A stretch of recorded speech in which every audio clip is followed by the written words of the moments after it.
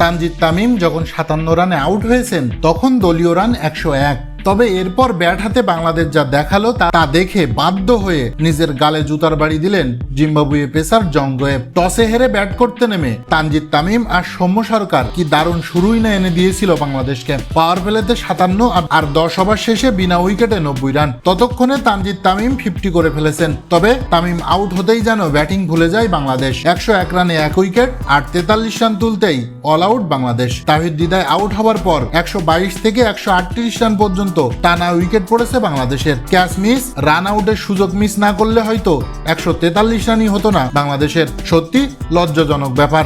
বিশ্বকাপের আগে এমন হতশ্রী ব্যাটিং ভয় জোগাচ্ছে দর্শক মনে।